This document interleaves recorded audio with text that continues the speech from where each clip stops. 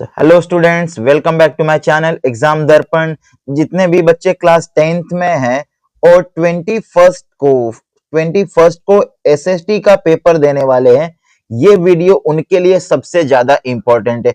अब ऐसा मैं क्यों बोल रहा हूं? क्योंकि मेरे पास है ये एसएसटी का वायरल पेपर जो कि आपके एग्जाम में जो 21 फरवरी को होने वाला है, ये 100% आपके एग्जाम में आने वाला है। 100% आपके एग्जाम में आने वाला है। तो गलती से भी वीडियो को स्किप नहीं करना है, वीडियो को पूरा देखना है और अच्छे से एक एक क्वेश्चन को समझना है। और आपको आंसर्स कैसे लिखने हैं जिससे आपके एक भी नंबर ना कट पाए, तो मैं आंसर लिखने का तरीका भी बताऊंगा और हर एक क्वेश्चन को अच्छे से समझाऊंगा भी मैं। तो एक बार कोड देख लो, क्या है कोड? है 3111। यहां ये हो गया सीरीज नंबर और इधर आपको क्या करना है, अपना रोल नंबर लिखना है।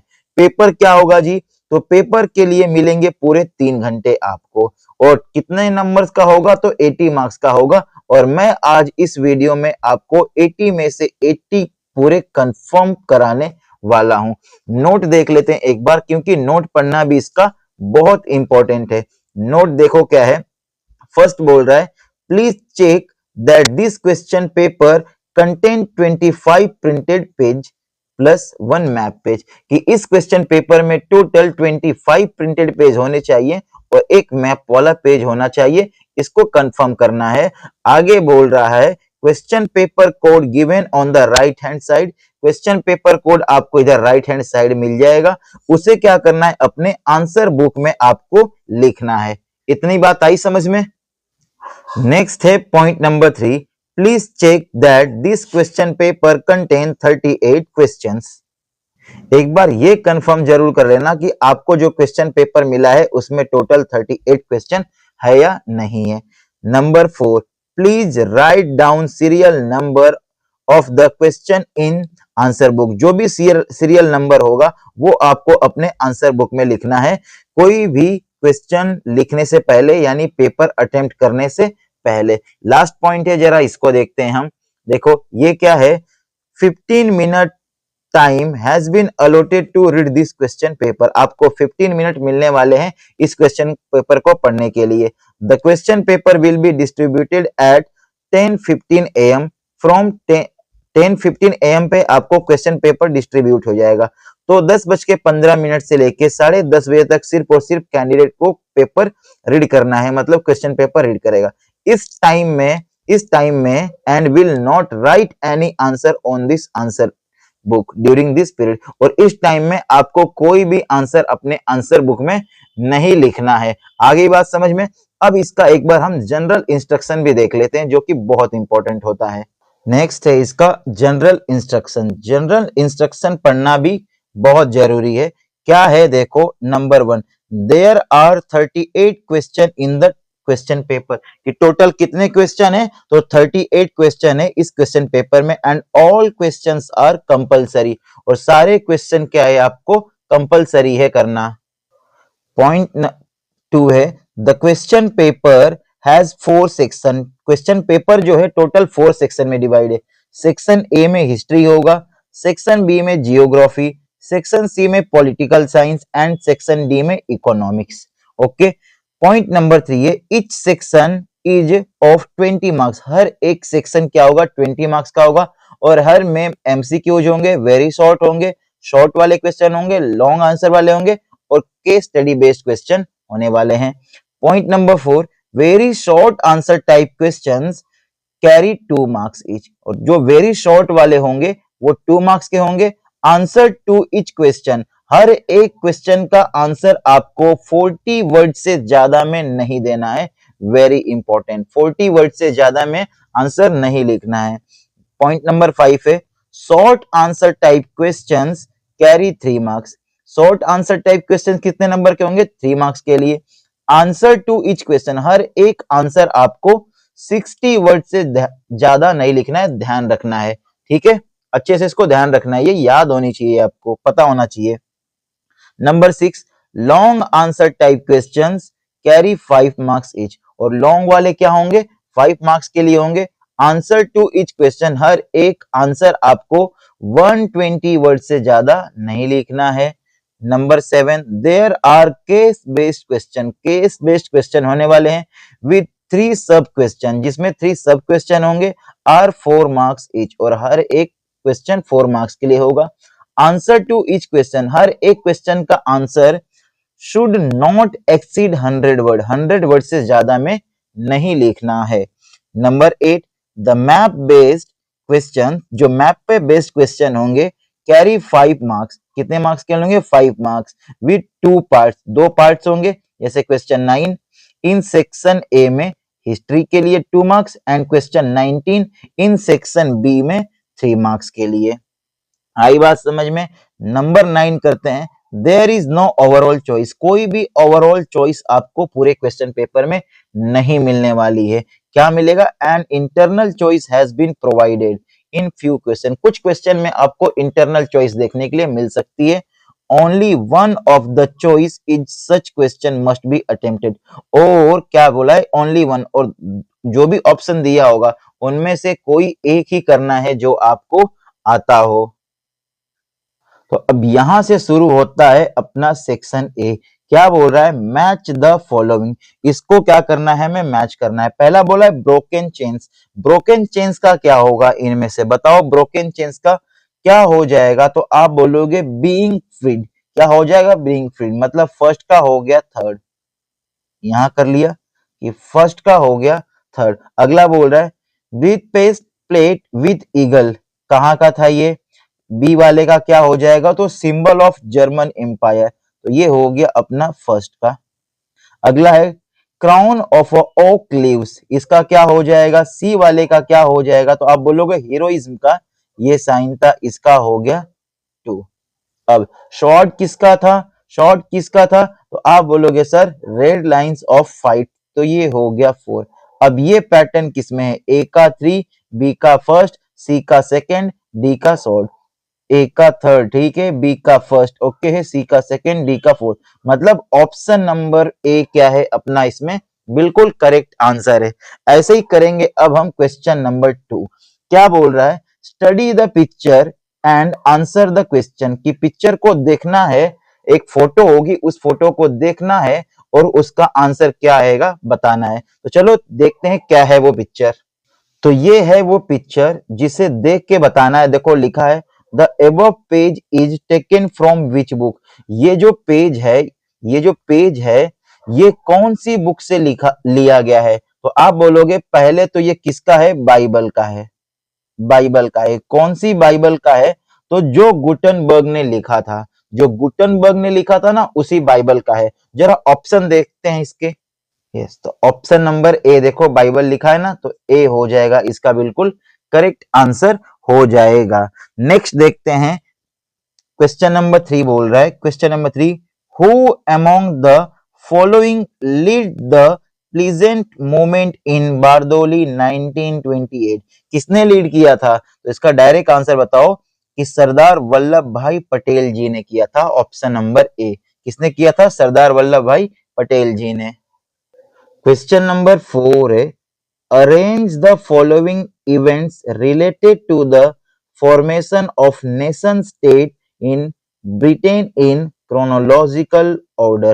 अब देखो इसको ये 4 दिए हुए 1 2 3 4, इसे हमें ठीक ऑर्डर में लिखना है और इसमें से बताना है कि कौन सा ऑर्डर अपना सही है। पहले एक एक को पढ़ो। देखो क्या बोल रहा है? Act of union between England and Scotland, English Parliament seized power from monarchy, Ireland was forcibly incorporated into the United Kingdom, Catholic revolt against British dominance। तो इसमें क्या हो जाएगा? पहले बोलोगे सर सेकंड वाला आना चाहिए, पहले क्या आएगा? सेकंड वाला आ जाएगा। सेकंड वाले के बाद बोलोगे सर एक्ट ऑफ यूनियन वाला इसके बाद आना चाहिए, ये हो गया। इसके बाद तुम क्या बोलोगे कि sir catholical revolt against British dominance, ये आना चाहिए, मतलब नंबर 4 आना चाहिए और एक बच गया नंबर 3। ये सही इसका पैटर्न होना चाहिए, ये सही पैटर्न है। अब ये कहाँ है? 2143, 2143, option number B, option number B क्या हो जाएगा इसका बिल्कुल करेक्ट आंसर हो जाएगा। आई बात समझ में? अब करते हैं ऐसे नंबर 5 हम। क्वेश्चन नंबर 5, अब देखो ये सारे तो एमसीक्यूज हो गए। अब क्वेश्चन नंबर 5 में ऑप्शन है, आप ये वाला पार्ट कर सकते हो, आप ये पार्ट कर सकते हो, ये पार्ट कर सकते हो, और कितने 2 मार्क्स के लिए, और 2 मार्क्स के लिए है। तो याद रखना ये कौन से क्वेश्चन है, very short answer type question है। और कितने वर्ड्स में लिखना है, तो मैक्सिमम हमें 40 वर्ड ही यूज करना है, ये याद रखना है। आई बात समझ में। अब एक बार क्वेश्चन देखते हैं क्या है। Ideas of national unity in early 19th century Europe were closely allied to the ideological of liberalism. What did it mean for the middle class in France? Explain करो। ठीक है, या तो how did Britain come to existence as a national state? Explain, इसको explain करना है। अब देखो explain करना है, टोटल 40 वर्ड्स में लिखना है। तो एक चीज याद रखना, मिनिमम क्या करना है आपको, अगर आपने 1 2 3 और 4 ऐसे 4 पॉइंट्स में अगर इसके आंसर दे दिए तो बिल्कुल भी तुम्हारे नंबर नहीं कटने वाले। मतलब आंसर अपने को क्या देना है, पॉइंट वाइज ही आंसर देना है, पॉइंट वाइज, बिल्कुल ऐसे लिख के नहीं चले आना है, पॉइंट वाइज आंसर देना है। अब आंसर इसका लिखोगे कैसे, चलो मैं दोनों के तुमको आंसर बताता हूं कि लिखना कैसे है। देखो नंबर 5 का पहले तो आप पॉइंट वाइज लिखना है, ये हो गया ना, ideological of liberalism in France, point number 1 2 3 4, 2 point ऐसे पॉइंट्स लिख दिए तो 2 मार्क्स बिल्कुल पूरे तुम्हारे क्या हो जाएंगे, कंफर्म हो जाएंगे, एक भी नंबर नहीं कटेंगे। अब लिखा क्या है देखो, for the new middle classes liberalism stood for freedom for the individual and equality of all before the law, ये हो गया एक पॉइंट। नेक्स्ट है politically is emphasized the right to vote, government by consent and universal suffrage, एक point ये हो गया। Next है it stood for the end of autocracy and clerical privilege, एक point. Next asked for constitution and representative government through parliament, 4 point हो गए, पूरे marks हो जाएंगे।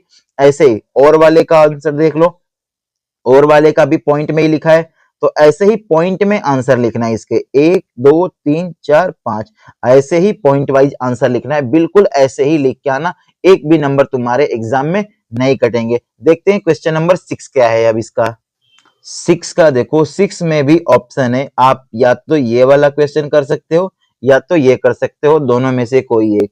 देखो ये क्या है, 3 मार्क्स के लिए, मतलब शॉर्ट वाला क्वेश्चन है। ठीक है, यहाँ देखो, how did new form of popular literature appear in print targeting a new audience in 18th century, explain with example, example के साथ एक्सप्लेन करना है। या तो अगर आप ये वाला करते हो, why did James Augustus Hickey claimed the Bengal Gazette was commercial paper open to all but influenced by none, explain। ठीक है, ये क्वेश्चन हो गया। या तो आप ये वाला करोगे, आई बात समझ में। अब इसका आंसर लिखना कैसे एक बार देखते हैं। देखो नंबर 6 का आंसर ये हो गया, यहां से लेके 1 2 3 ये 4 पॉइंट में लिखा है। मैंने बोला है कि आंसर इसके पॉइंट वाइज ही लिखने हैं, जिससे तुम्हारे एक भी नंबर नहीं कटेंगे। पहले थोड़ा सा लिख दिया इसके बारे में और फिर लिख दिया ये पॉइंट वाइज में, पॉइंट वाइज हो गया आंसर। अब इसका और वाला पार्ट करोगे तो देखो, पहले लिख दिया from 70-80 James Augustus Hicky began to edit the Bengal gazette, उसको उसने एडिट किया, a weekly magazine that describe itself commercial paper open to all but influenced by none, और ये हो गया पॉइंट, ये पॉइंट यहां से लिख दिया। इसके बाद देखो ऐसे ही 2 पॉइंट और लिख दोगे, इतना लिख दोगे, 3 पॉइंट हो गया और तुम्हारे पूरे नंबर कंफर्म हो जाएंगे। देखते हैं क्वेश्चन नंबर 7 क्या है। क्वेश्चन नंबर 7 है, the first clear expression of nationalism come with the French Revolution in 1789, evaluate the statement, पूरे 5 मार्क्स के लिए है, लॉन्ग वाला है। या तो आप ये करो या तो और का ऑप्शन है, दोनों में से कोई एक करना है, इन दोनों में से कोई एक करना है। क्वेश्चन देख लो, इसका क्या है, Napoleon had destroyed democracy in France but in the administrative field he had incorporated two revolutionary principles in order to make the whole system more rational and efficient. Analyze the statement with arguments. अच्छे से इसका भी answer लिखना है। अब point wise दोनों का answer कैसे लिखोगे, चलो दिखाता हूं आपको कैसे। बिल्कुल ऐसे ही लिखना है जैसे मैं बताऊंगा, जिससे तुम्हारे एक भी नंबर एग्जाम में नहीं कट पाएंगे, इस बात की गारंटी है। आप सबको पता है कि पॉइंट वाइज लिखने से आंसर पूरे नंबर मिल जाते हैं आंसर लिखने से, है ना। आप देखो कैसे लिखोगे इसका आंसर। तो लॉन्ग वाला आंसर है और लॉन्ग वाले का आंसर देखो पॉइंट वाइज लिखना है। ये हो गया आपका पॉइंट नंबर 1 2 3 4 5 6 7, टोटल 7 पॉइंट्स हो गए। और ये सातों के सातों पॉइंट अच्छे से लिख के आना है एक एक पॉइंट को, जिससे तुम्हारे पूरे के पूरे 5 नंबर इसमें क्या हो जाएंगे, कंफर्म हो जाएंगे। आई बात समझ में। अगर तुम और वाला करते वो नेपोलियन वाला, तो ये और वाला देखो, पहले तो थोड़ा सा नेपोलियन के उसके स्टेप्स के बारे में लिख लिया 2 दिसंबर से लेके 1804 में, और उसके बाद में क्या करूंगा, ये सारे पॉइंट्स को डिस्क्राइब कर दूंगा। देखो क्या करूंगा मैं, ये सारे जो पॉइंट्स है, तो अगर आप और वाला लिखते हो तो ये नेपोलियन का लिख के और 1 2 3 4 पॉइंट ये पूरा पूरा लिख दोगे यहां तक, तो इसके तुम्हारे क्या हो जाएंगे, पूरे 5 मार्क्स मिल जाएंगे। ऐसे ही पॉइंट वाइज लिखना है। आ गई बात समझ में। तो यहां तक क्या होता है, अपना सेक्शन ए वाला पार्ट जो कि हिस्ट्री का था पूरा हो जाता है क्लियर। हिस्ट्री का पार्ट क्या हो जाता है, पूरा क्लियर, जो कि सेक्शन ए था। आगे अब हम करने वाले हैं इसका सेक्शन बी, और सेक्शन बी में क्या होगा, जियोग्राफी। आओ देखते हैं क्या है जियोग्राफी के क्वेश्चंस। और हाँ, इसके जो भी आंसर्स बता रहा हूं मैं, क्वेश्चन देख लो और आंसर्स देख के बार बार रीड करो। इसका स्क्रीनशॉट ले लेना अच्छे से और बार बार इसको रीड करो। याद करने की जरूरत नहीं है, बार बार इसको रीड करके देखना, ठीक है। और ऐसे ही लिखना है। तो सेक्शन बी स्टार्ट करने से पहले ये क्वेश्चन नंबर 8 देख लेते हैं। अब 8 में क्या है कि ये टोटल का टोटल आपको पैराग्राफ है। ये पैराग्राफ पढ़ लेना है अच्छे से, 4 मार्क्स के लिए है। ये पैराग्राफ पढ़ लेना है और इसके क्या करना है, हमें आंसर देना है। पैराग्राफ एक होगा, एक 1 मार्क्स के लिए, 1 मार्क्स के लिए, और ये हो जाएगा आपको 2 मार्क्स के लिए। इसके आंसर इसी पैराग्राफ में से खोज के आपको लिखना है। आई बात समझ में। पैराग्राफ का पहला क्या बोला है, explain the meaning of picking liquor shops, इसमें से खोज के आप लिख लोगे। यहीं से फिर सेकंड का भी खोज के इसमें से लिख लोगे, और थर्ड का भी यहां इस पैराग्राफ में से ही आप ढूंढ के इसका आंसर लिख सकते हो। क्वेश्चन नंबर 9 क्या बोल रहा है, two places A and B have been marked on given outline. इस आउटलाइन पे देखो यहां मार्क किया गया, एक हो गया ए और एक हो गया बी। मैप ऑफ इंडिया, ये इंडिया का मैप है। बोल रहा है आइडेंटिफाइड देम, इसको आइडेंटिफाइड करना है। Right the correct name of the lines, इसमें करेक्ट क्या आएगा वो हमें बताना है। एक हो गया। इसके बाद बोल रहा है एक पे देखो अब क्या है, ए दोनों को बताया गया है। ए वाला क्या है, the place where the session of Indian National Congress was held in September 1920। 1920 में कब हेल्ड हुआ था, कहां हुआ था ये बताओ। तो क्या बोलोगे आप, सर ये हुआ था कलकत्ता में। कहां हुआ था, कलकत्ता, कलकत्ता में हुआ था। तो ए का हो गया कलकत्ता। अब बी पूछ रहा है the place where Mahatma Gandhi broke salt law, मतलब सॉल्ट लॉ कहां ब्रेक किया था उन्होंने। तो आप बोलोगे सर इसका हो गया दांडी में, दांडी में किया था। हो गया, एक एक नंबर के लिए था, 2 नंबर तुम्हारे पूरे कंफर्म हो जाएंगे। तो यहां तक हमने क्या कर लिया है, हिस्ट्री का सेक्शन ए पूरा कंप्लीट कर लिया है। सेक्शन ए किसका था, हिस्ट्री सेक्शन ए। और अब हम करने वाले हैं सेक्शन बी, जो कि होगा जियोग्राफी का पार्ट। आओ देखते हैं क्या है जियोग्राफी के क्वेश्चंस। सेक्शन बी का फर्स्ट क्वेश्चन जो कि 10 है, in which of the following state Tungabhadra dam is located. Tungabhadra dam कहां है, तो आप बताओ सर कर्नाटका में है Tungabhadra dam. Okay, next question है, the teacher is asking question regarding the view points of Gandhi ji on resource conversation she gave. आगे का बताता हूं क्या है।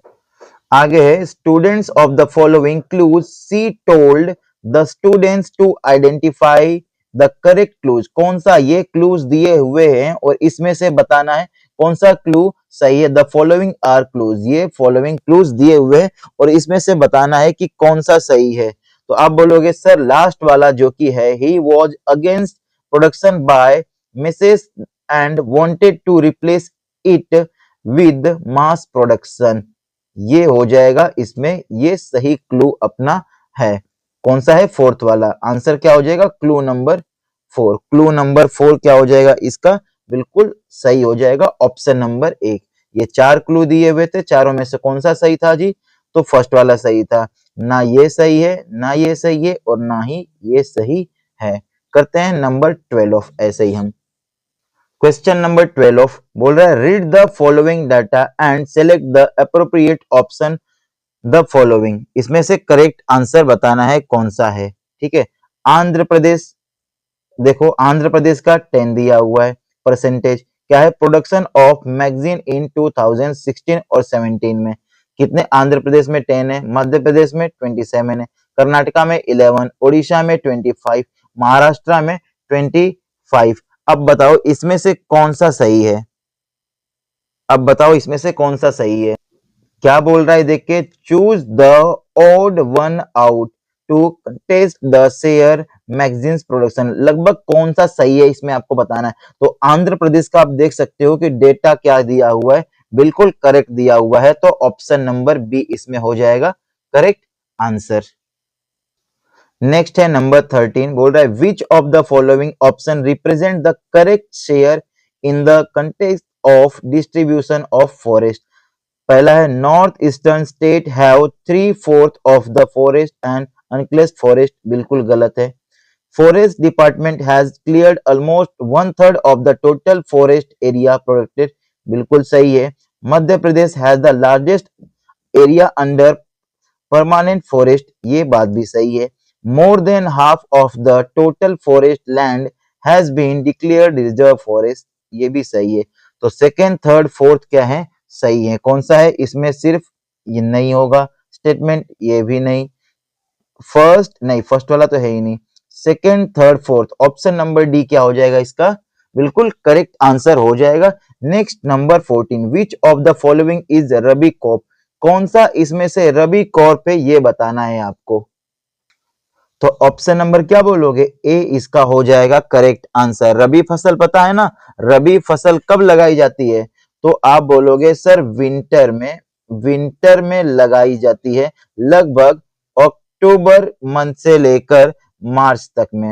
अक्टूबर से लेकर मार्च में लगाई जाती है, और इसको हम अप्रैल मई में कट कर लेते हैं। अप्रैल अप्रैल मई में कट कर लेते हैं। आई भी समझ में बात? करते हैं नेक्स्ट क्वेश्चन अब हम। नंबर 15 देखते हैं। Which of the following option represent the steps government has undertake in favour of the farmers. पहला, increasing the spectral of middle man for price determination, बिल्कुल गलत है। Introducing personal accident insurance scheme, सही है।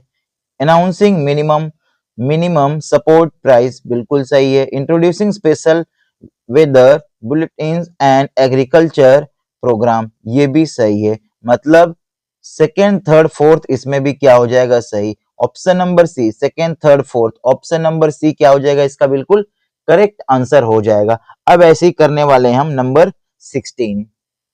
16 बोल रहा है how is resource planning a complex process and explain. कितने मार्क्स के लिए? 2 मार्क्स के लिए। अब इसका आंसर आप एग्जैक्टली लिखोगे कैसे, बताता हूं देखो। तो आप क्या करोगे? 16 का आंसर लिख के पहले लिखोगे resources planning is a complex process which involve. क्या इन्वॉल्व होता है? पॉइंट नंबर 1, 2, 3 और 4। ठीक है। इन 5 पॉइंट दिया है मैंने, 5 पॉइंट इसमें खुद से लिख के दिया है मैंने, और पांचों में से क्या करोगे? कोई से भी 3 लिख लोगे। आ गया समझ में? कोई से भी 3 इनमें से लिख लोगे और पॉइंट वाइज ही आंसर लिखना है। तो नंबर 16 का आंसर भी तुम्हारा हो गया। अब जरा नंबर 17 देखो। 17 में ऑप्शन है 5 मार्क्स के लिए, आपको ए करना है या तो ये बी वाला करना है। अब दोनों का आंसर देखो क्या बोल रहा है। Energy saved is energy produce, assess the statement, या तो ये करो, या minerals generally occurred in different rock, examine the statement. मैं ए और बी दोनों के आंसर बताता हूं कि तुम पॉइंट वाइज कैसे लिखोगे। देखो तो क्या करना, 17 हो गया। 17 में अगर आप फर्स्ट वाला करते हो तो ये 2 लाइनें लिख के यहां से लिखोगे following are the some major of conserve energy resources. अब 1, 2, 3 4 5 6 7 पॉइंट है। अब इन सातों में से कोई भी 5 पॉइंट आपको लिखने हैं, कोई भी 5 पॉइंट स्क्रीनशॉट ले लो इसका। अगर तुम और वाला करते हो तो और वाले के लिए देखो 1 2 3 4 5 पॉइंट है, ये 5 के 5 टोटल पॉइंट लिख देना, पूरे नंबर तुम्हारे यहां से मिल जाएंगे। एक एक पॉइंट को अच्छे से पढ़ लेना, इसका स्क्रीनशॉट ले लो और अच्छे से पढ़ना इसको बार बार, ठीक है। करते हैं नेक्स्ट वाला। अब हम क्वेश्चन नंबर 18 क्या है, देखो, read the following text carefully and answer the question that follow. अब ये पूरा तुमको एक क्या है पैराग्राफ यहां तक दिया हुआ है, इसको अच्छे से एक एक पॉइंट को पढ़ना है और पढ़ने के बाद ये क्वेश्चन है, देखो क्वेश्चन नंबर 1 2 3 टोटल कितने मार्क्स के लिए होंगे, 4 मार्क्स के लिए, 1 मार्क्स 1 मार्क्स और ये 2 मार्क्स, और इसी पैराग्राफ में से खोज के इसके आंसर लिखने, जो कि तुम खुद से भी कर सकते हो। तो यहां तुमको क्या मिल जाएंगे, पूरे के पूरे तुम्हारे 4 मार्क्स बिल्कुल कंफर्म हो जाएंगे। तो अच्छे से पूरा पैराग्राफ पढ़ लोगे और पढ़ के क्या कर दोगे, ये 3 क्वेश्चन है और तीनों के पैराग्राफ में से देख के ही आंसर लिख दोगे, तो नंबर 18 क्वेश्चन तुम्हारा हो जाएगा।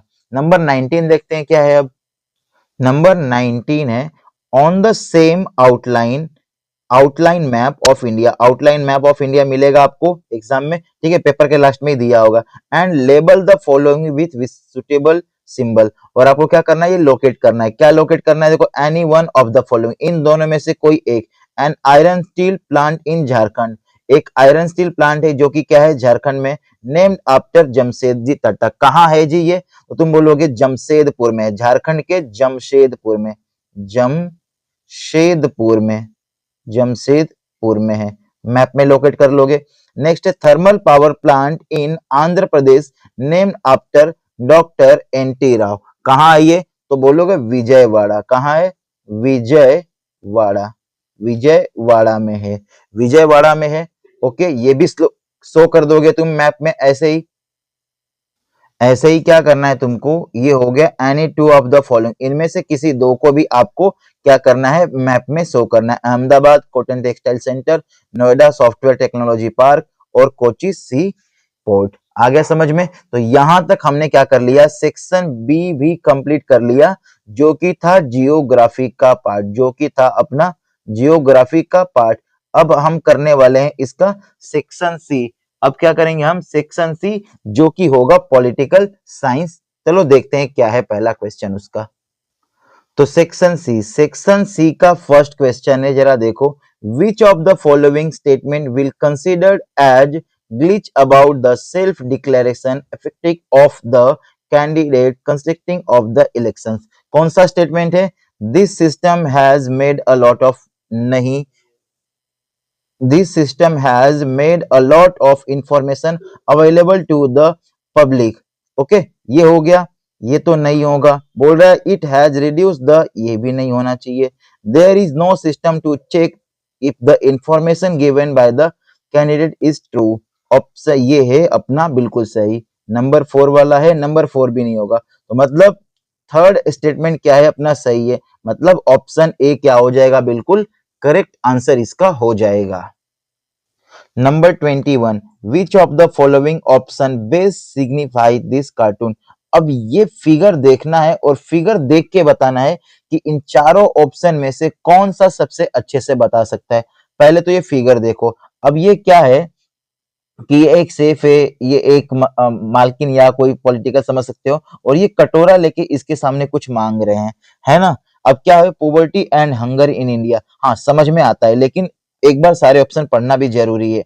शेयरिंग ऑफ पावर्स बिटवीन, अरे ये कहां से हो जाएगा, power sharing as per the dynastic success, ये भी नहीं होगा। The state played for more power, option number D. अब बताओ ऑप्शन नंबर ए होना चाहिए या डी होना चाहिए इसका। अब देखो, अब तुम्हें लग रहा है कि poverty hunger in India show कर रहा है, लेकिन अगर ये ध्यान से देखो तो ये बंदे ने कैप लगाया हुआ है, तो ये भी कोई पॉलिटिकल से जुड़ा ही चीज है, पॉलिटिकल से ही जुड़ा है। तो पॉलिटिकल से जुड़ा है तो ये हंगर वाली बात तो यहाँ आ नहीं सकती। तो क्या होगा, the state played for the more power, option number D इसका हो जाएगा, बिल्कुल करेक्ट आंसर हो जाएगा। करते हैं अगला क्वेश्चन अब हम।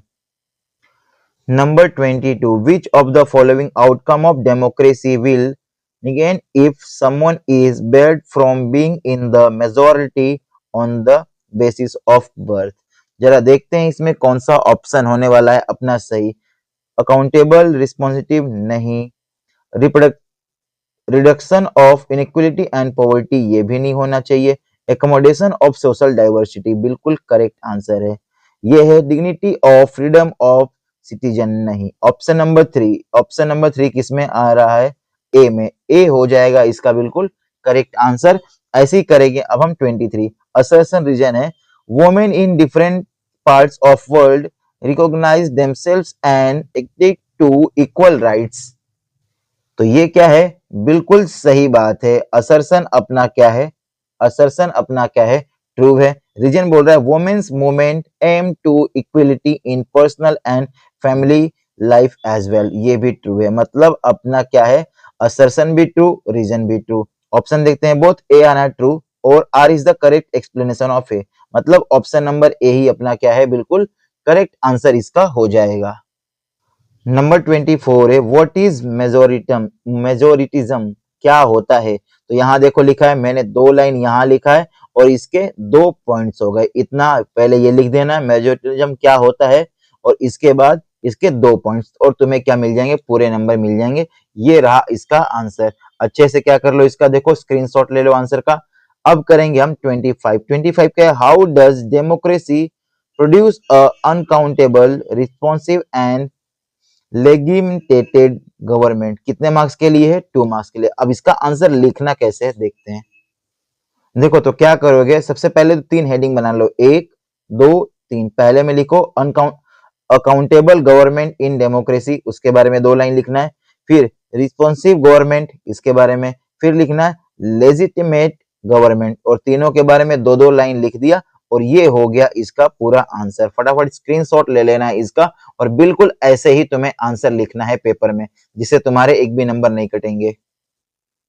क्वेश्चन नंबर 26 क्या बोल रहा है? Democratic government is legitimate government support the statement with arguments. इसका आंसर देखो कैसे लिखोगे तुम, जरा इसका भी ये देखो, यहां से लिखना है आपको 26 वाला पॉइंट वाइज, पॉइंट नंबर 1 2 3 4, सिर्फ और सिर्फ ये 4 पॉइंट पूरे तुमको लिखना पड़ेंगे 26 के लिए और तुम्हारे मिल जाएंगे पूरे नंबर तुमको, अगर इतना लिख दिया तो। अगला क्वेश्चन देखते हैं। अब देखो अब क्या बोल रहा है, name 27 name the 5 state given below. ये 5 स्टेट दिए हुए हैं, ठीक है। Right the name of the regional political party each state with election symbol, की इसमें कौन सी पॉलिटिकल पार्टी है और इनका सिंबल क्या है वो बताना है। ये जो 5 के 5 दिए और कितने नंबर मिल जाएंगे? पूरे 5 मार्क्स मिल जाएंगे बिना कुछ लिखे, सिर्फ बताना है। अब कौन से है एक बार देखो इसका आंसर।